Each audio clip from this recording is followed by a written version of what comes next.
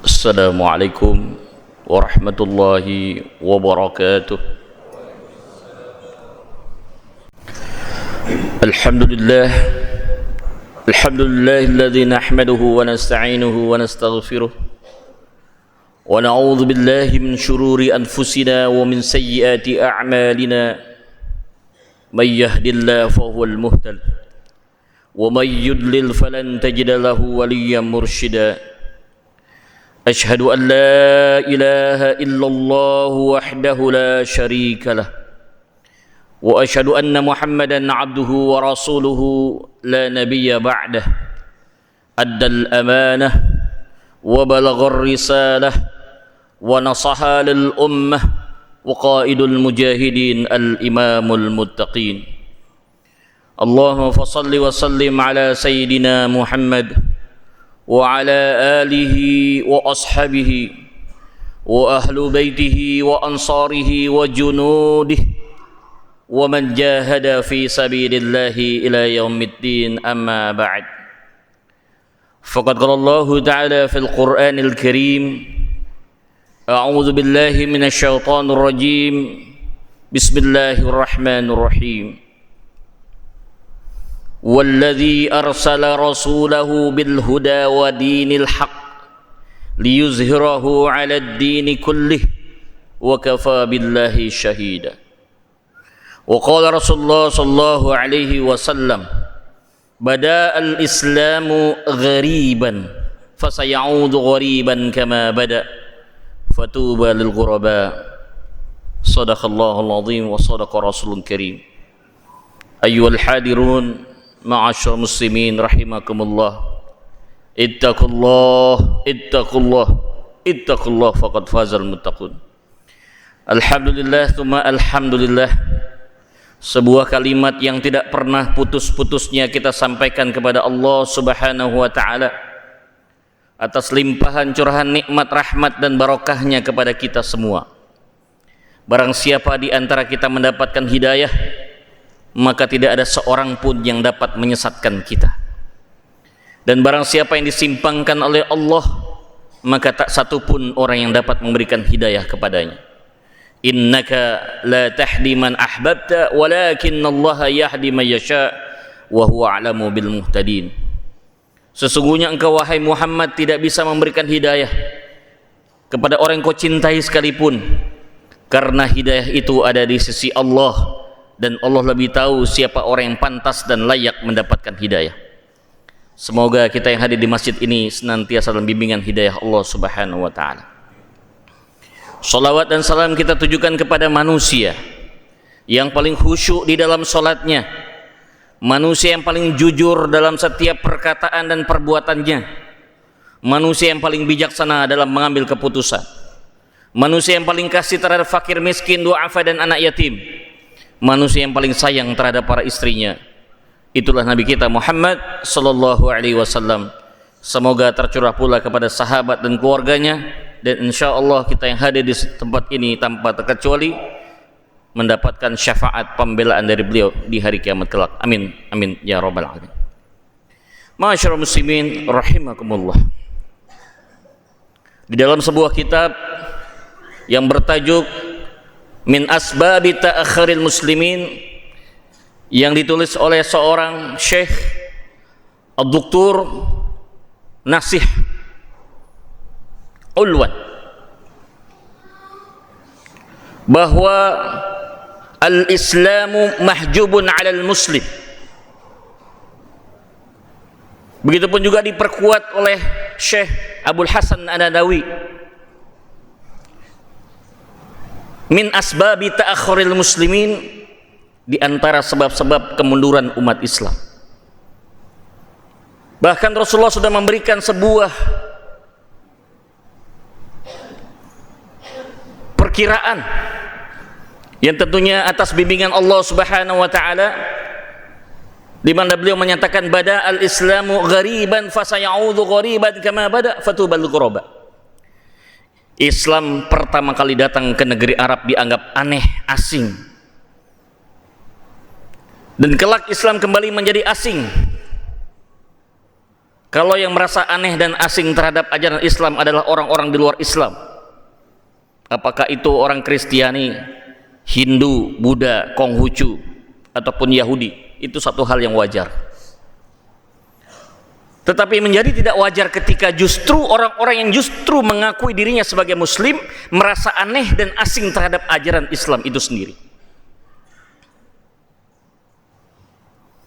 Tentunya kejadian-kejadian seperti ini tidak membuat kita kecil hati, karena ini merupakan bagian daripada grand design skenario Allah Subhanahu wa taala yang disebutkan secara panjang dalam sebuah hadis dan dikunci dengan surat At-Taubah, di mana Allah Subhanahu wa taala berfirman, "Wa tilkal ayyamu nudawiluha bainan nas." Dan kami pergilirkan di antara manusia. Life is a wheel. Hidup itu seperti sebuah roda. Sometimes you are on the top, but sometimes you are at the bottom. Kadang-kadang kita berada di atas, tapi kadang-kadang kita pun berada di bawah. Dan roda itu selalu berputar, artinya yang di bawah bisa naik ke atas, yang di atas bisa jatuh ke bawah. Oleh karena itu yang sedang berada di atas, hati-hati, jangan sombong. Kesombongan itu akan membuat Anda akan terjatuh. Yang sedang di bawah tidak boleh berkecil hati dan berputus asa, karena bisa diangkat oleh Allah Subhanahu wa taala naik sampai ke atas. Qulillahumma malikal mulki tu'ti mulka man tasha wa tanzi'u mulka mimman tasha wa tu'izzu man tasha wa tuzillu man tasha biyadikal khair innaka ala kulli syai'in qadir. Bahwa surat keputusan yang menetapkan seorang itu menjadi pemimpin atau tidak menjadi pemimpin bukanlah terletak di tangan manusia, bukanlah semata-mata terletak pada suara manusia, tapi Allah Subhanahu wa taala yang akan memberikan kekuasaan pada siapa yang dikehendaki, dan Allah juga yang akan mencabut kekuasaan dari siapa yang dikehendaki. Allah akan muliakan siapa yang dikehendaki, dan Allah akan hinakan siapa yang dikehendaki. Kemuliaan, kehinaan, kejatuhan dan kebangkitan merupakan bagian daripada hak prerogatif Allah Subhanahu wa taala. Oleh karena itu jamaah sekalian, kita yang menjalani kehidupan ini bagikan sebuah sandiwara, bagikan sebuah film. Yang terpenting buat kita adalah bukan kita akan menjadi apa, tetapi sudahkah kita mengikuti skenario yang diminta oleh sang sutradara, yaitu Allah Subhanahu wa taala. Salah satu dari sekian banyak skenario yang Allah tetapkan bagi kehidupan ini, khususnya bagi kaum muslimin, bahwa Islam akan mengalami kebangkitan dan juga kejatuhan yang digambarkan Rasulullah dalam 5 babak. Insya Allah 4 babak sudah kita lewati, sedang memasuki pada babak yang terakhir yang disebut dengan istilah akhir zaman. Babak yang pertama adalah babak an-nubuwah, yaitu babak di mana ketika Rasulullah SAW masih hidup hingga beliau wafat. Setelah beliau wafat, maka memasuki pada tahap dan periode yang kedua yang disebut dengan periode Khulafaur Rasyidin. Umat Islam dipimpin oleh 4 khalifah yang sangat luar biasa: Abu Bakar As-Siddiq, Umar bin Khattab, Utsman bin Affan, dan Ali bin Abi Thalib. Setelah itu memasuki masa yang ketiga, yaitu masa dinasti atau kerajaan. Kita mengenal dalam sejarah ada dinasti Umayyah dan dinasti Abbasiyah. Dan setelah itu memasuki tahap yang berikutnya adalah masa di mana dunia ini dikuasai oleh orang-orang yang zalim, dikuasai oleh orang-orang yang sangat rakus, dikuasai oleh orang-orang yang sangat tidak adil. Kita sedang berada di transisi masa ini. Oleh karena itu, kalau kita concern terhadap grand design Allah Subhanahu wa taala, kita tidak perlu kecil hati dan kecewa. Karena ini bagian daripada rencana Allah Subhanahu wa taala, karena sebentar lagi kita akan memasuki babak akhir, itu yang kita nanti-nantikan, yaitu masa yang kelima, munculnya kebangkitan Islam kembali, ditandai dengan munculnya seorang pemimpin yang surat keputusannya bukan dari sebuah proses demokrasi, tetapi lahirnya dari sebuah surat keputusan langit. Dan Allah Subhanahu wa taala memberikan sebuah pengakuan dan ditegaskan oleh Nabi kita Muhammad SAW yang disebut dalam sejarah dengan ungkapan Imam Mahdi. Ma'asyiral muslimin rahimakumullah. Dalam menghadapi dinamika ini, kita juga perlu realistis, perlu lebih objektif dalam melihat fenomena yang ada hari ini. Yang pertama, di dunia Eropa dan Amerika, mereka menggalakkan apa yang disebut dengan pernikahan sejenis, laki dengan laki, perempuan dengan perempuan.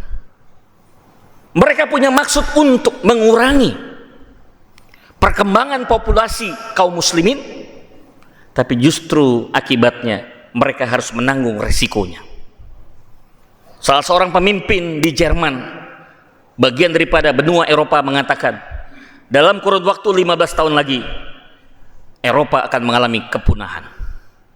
Kenapa demikian jamaah sekalian? Karena masih banyaknya orang-orang yang tua, sementara belum munculnya lagi kelahiran yang baru.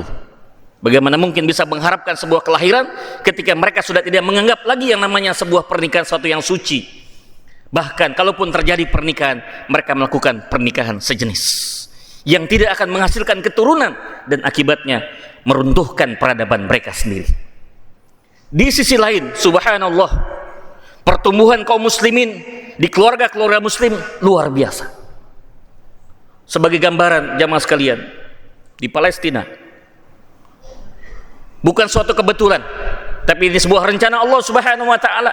Rata-rata para ummahat, para wanita-wanita muslimah di Palestina ketika melahirkan bukan sekedar punya anak 1, 2, 3, 4, kembar 4, kembar 5, luar biasa.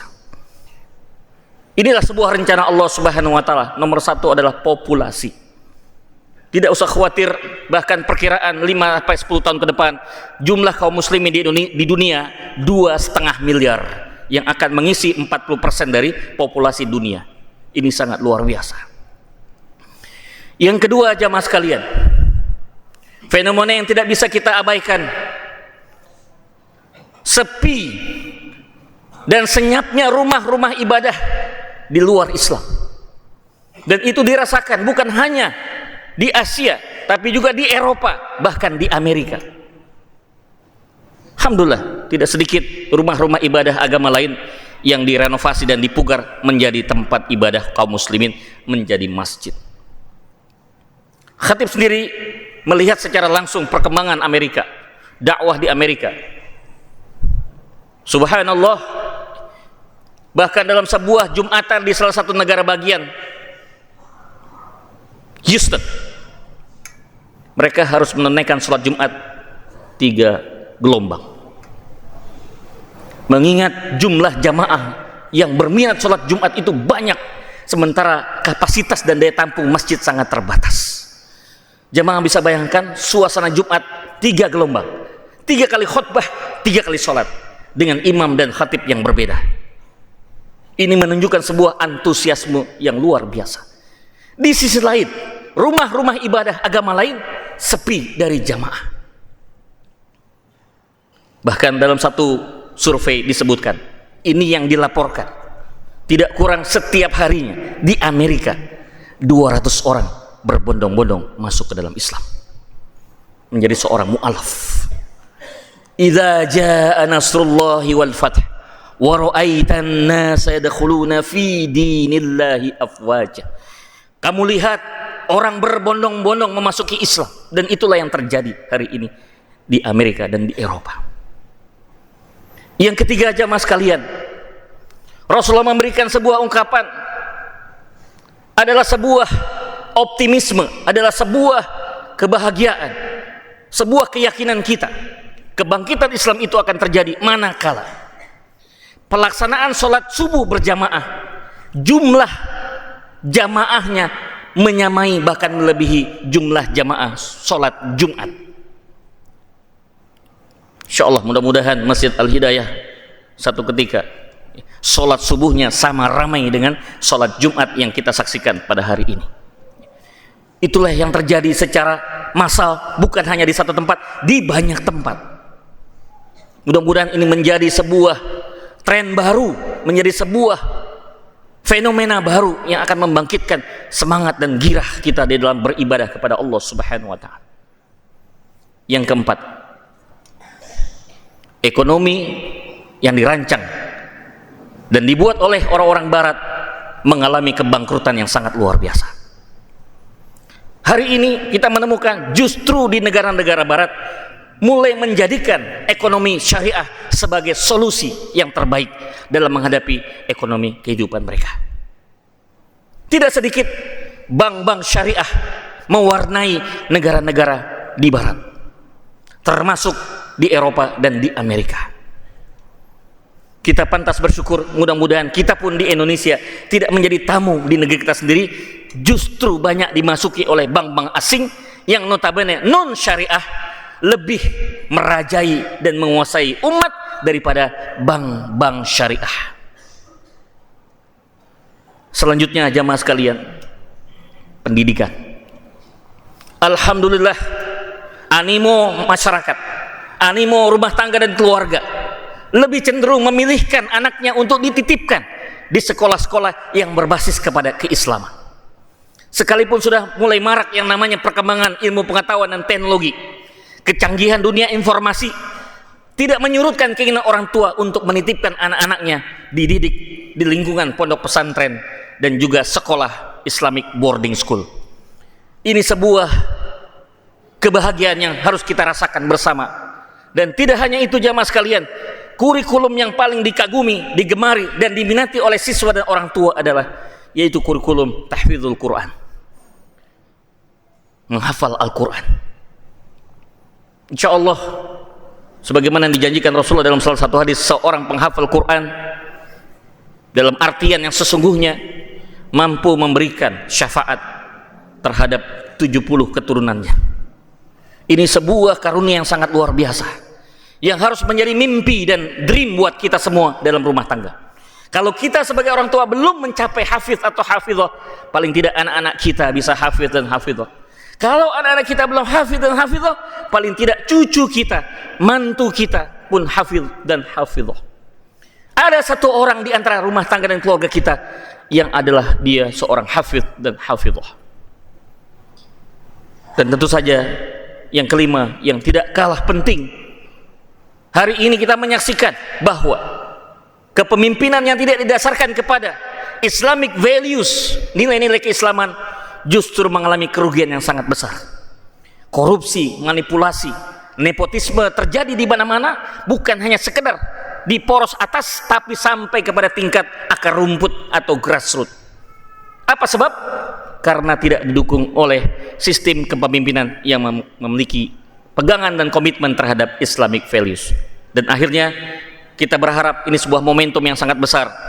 1445 akan berpindah menjadi 1446 Hijriah, menjadi sebuah pertanda awal daripada kebangkitan Islam dan awal daripada kejayaan umat. Kata kuncinya adalah 4 pilar. Yang pertama, umaro. Kita membutuhkan umaro. Umaro adalah pemimpin. Karena kalau kita bicara perubahan, alurnya adalah dari atas ke bawah. Tapi kalau kita bicara komunikasi, alurnya dari bawah ke atas. Karena kita yakin contoh dari pemimpin akan memberikan pengaruh yang sangat besar terhadap perubahan yang ada di bawahnya. Pemimpin yang seperti apa yang kita butuhkan jamaah sekalian? Umaro yang zuhud, umaro yang tidak mudah terbeli dengan dunia, ulama yang juga memiliki kewaraan dan kezuhudan. Itu adalah pilar yang kedua. Satu, didukung oleh umaro yang zuhud, memiliki umaro yang adil, imamun adil, pemimpin yang adil, tidak melakukan sikap diskriminasi, memberikan seseorang sesuai dengan porsinya. Yang kuat menjadi lemah di mata pemimpin, yang lemah menjadi kuat. Itulah yang dikatakan oleh Sayyidina Abu Bakar pada saat penobatan pemilihan beliau sebagai khalifah pertama. Beliau mengatakan, laqad wulitu alaikum walastu bi khairikum. Aku dipilih kalian bukan berarti aku yang terbaik di antara kalian. Orang yang kuat di sisi kalian menjadi lemah di sisiku, dan orang yang lemah di sisi kalian menjadi kuat di sisiku. Itulah keadilan yang dibangun oleh Khalifah Abu Bakar As-Siddiq. Yang kedua adalah ulama yang ikhlas. Sudahlah pemimpinnya adil, ulamanya ikhlas. Tidak mudah menggampangkan fatwa demi mengikuti kehendak nafsu daripada pemimpin. Wala tashtaru bi ayati thamanan qalila. Janganlah kau jual ayat-ayat Allah dengan harga yang rendah. Tidak bisa dibeli ayat-ayat Allah itu dengan nilai jutaan, miliaran, bahkan triliunan. Melebihi daripada aset dan harta manapun di dunia ini. Itu yang kedua. Yang ketiga, jamaah sekalian, kita membutuhkan ummahat, yaitu kekuatan para ibu, para wanita. Itu sebabnya disebutkan dalam satu ungkapan, al-madrasatu ula fil usrah, bahwa sekolah pertama ada di rumah, dan guru yang paling hebat di dunia adalah ibunya sendiri. The first school is at home and the first teacher is mother. Sekolah pertama adalah di rumah, dan guru yang paling hebat adalah orang tuanya, ibunya. Bagaimana kita menempatkan ibu menjadi pendidik generasi masa depan? Marilah kita pilihkan anak-anak perempuan kita dengan suami yang soleh. Mari kita pilihkan anak laki kita dengan istri yang solihah, sehingga nanti melahirkan generasi anak-anak cucu yang solih dan solihah. Dan akhirnya yang keempat adalah anak muda, asyabab, anak-anak muda yang akan menggantikan proses regenerasi dalam sebuah bangsa. Itulah yang harus dipersiapkan dari sekarang. Kita melihat Indonesia bukan lihat yang sekarang. Lihatlah anak-anak muda yang ada sekarang. Itulah potret negara kita. Apa yang kita lihat? Perilaku, tingkah pola dari anak-anak muda sekarang yang disebut dengan kelompok milenial. Kalau mereka itu rusak, maka kita sudah bayangkan bangsa ini akan menjadi bangsa yang rusak. Tapi kalau kita bisa memperbaiki anak-anak muda ini, insya Allah ke depan kita punya satu optimisme. Jangan-jangan negara kita Indonesia akan menjadi pilar daripada kebangkitan umat Islam dan juga kejayaan daripada Islam itu sendiri. Barakallahu lakum wa nafa'ni wa ikum minal ayati wa dzikril hakim wa taqabbal minkum tilawatahu innahu huwas samiul alim.